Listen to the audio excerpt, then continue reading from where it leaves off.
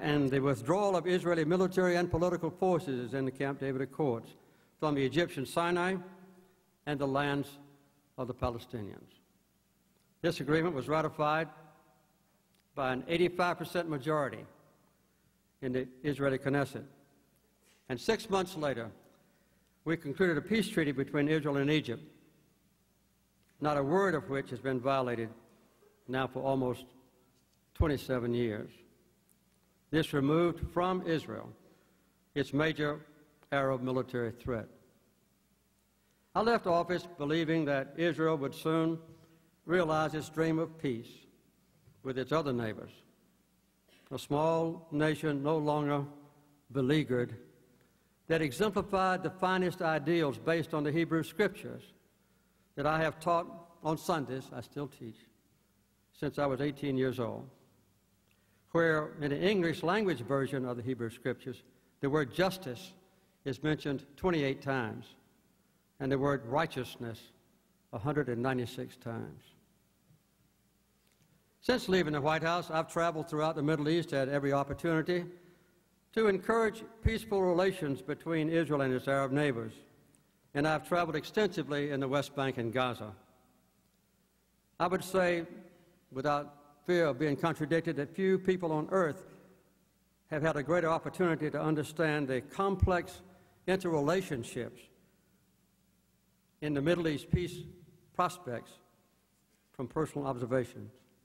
And more recently, I have led the Carter Center in monitoring the Palestinian elections of 1996, 2005, and 2006, which required from me and my associates at the Carter Center a thorough and intimate involvement with the candidates who ran, public officials, and Palestinian citizens throughout East Jerusalem, the West Bank, and Gaza, and also working closely with prime ministers Shimon Peres in 1996, Ariel Sharon in 2005, and Ehud Olmert in 2006, who gave their full political support to these adventures.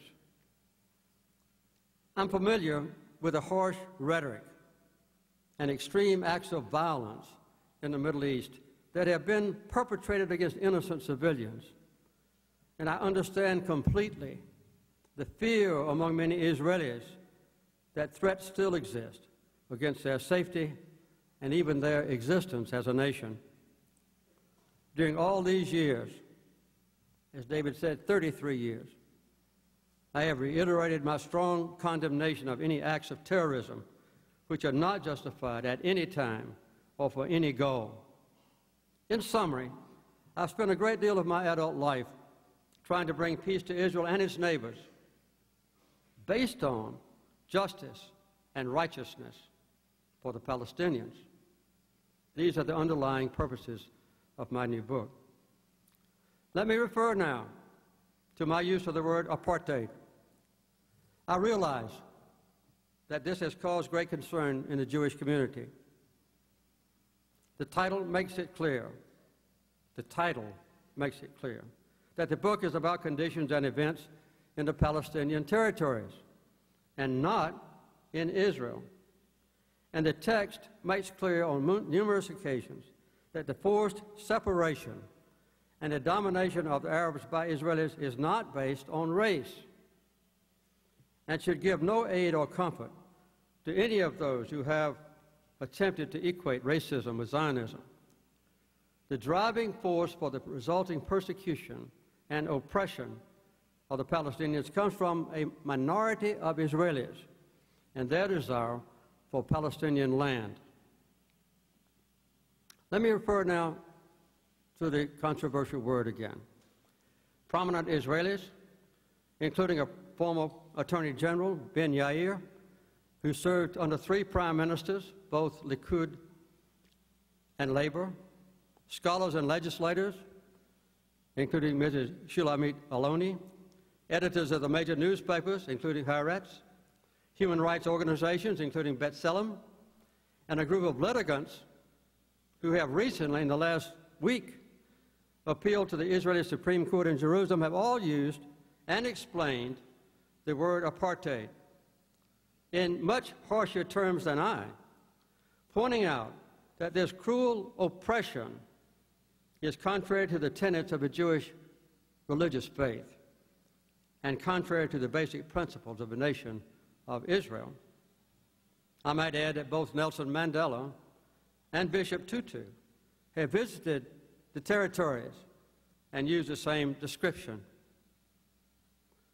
Originally, as you may know, the West Bank only comprised 22% of the land between the Jordan River and the Mediterranean Sea, just 22%. Israel, 77%, and Gaza, 1%. But their choice hilltops, vital water sources, and productive land have been occupied, confiscated, and then colonized by Israeli settlers. And like a spider web, the connecting roads that join more than 200 settlements in the West Bank, often for the exclusive use of Israelis. Palestinians are not permitted to get on those roads or even to cross some of them. And this divides this area into small bandistans, isolated cantonments. In addition, there are more than 500 checkpoints in the tiny West Bank and a huge dividing wall, sometimes as high as these rafters, 40 feet high, and a fence in other places that goes deep within the West Bank. All this makes the lives of Palestinians almost intolerable. This harms Israel as well by angering the entire Arab world and makes peace relationships more difficult. David mentioned a while ago, what could the students here do about it? It would be an intriguing experience for a group of Brandeis professors and students to visit the occupied territories for a few days, to meet with leaders and private citizens, and to determine whether I have exaggerated or incorrectly described the plight of the Palestinians. And while there, you could also assess a subject that I have not mentioned, whether treatment of Arabs inside Israel is fair and equitable. I have never claimed nor believed that American Jews control the news media. That's ridiculous to claim. But I have reiterated that our nation's overwhelming support for Israel comes from among Christians like me, who have been taught since I was 3 years old to honor and protect God's chosen people, from among whom came our own Christian Savior, Jesus Christ. But an additional factor, especially in the political arena, is the powerful influence of the American Israel Public Affairs Committee, or AIPAC, which is exercising its legitimate goal of explaining the current policies of Israel's government and arousing maximum support in America for those policies. There have been few significant countervailing voices in the public arena, and any debate is still practically non-existent within the U.S. Congress. I am convinced that the withdrawal of Israeli occupying forces from Arab territories will dramatically reduce any threats to Israel. An immediate step must be the resumption of peace talks between Israel and the Palestinians, now absent for 6 years. There's not been a day of peace talks for 6 years.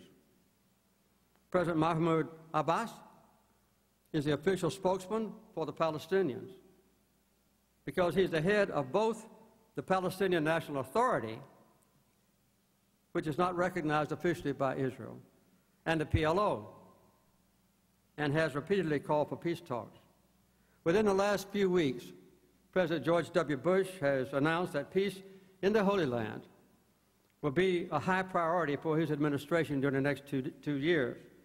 And on her current trip to the region, Secretary of State Condoleezza Rice has called for an early U.S.-Israeli-Palestinian meeting to discuss the peace process.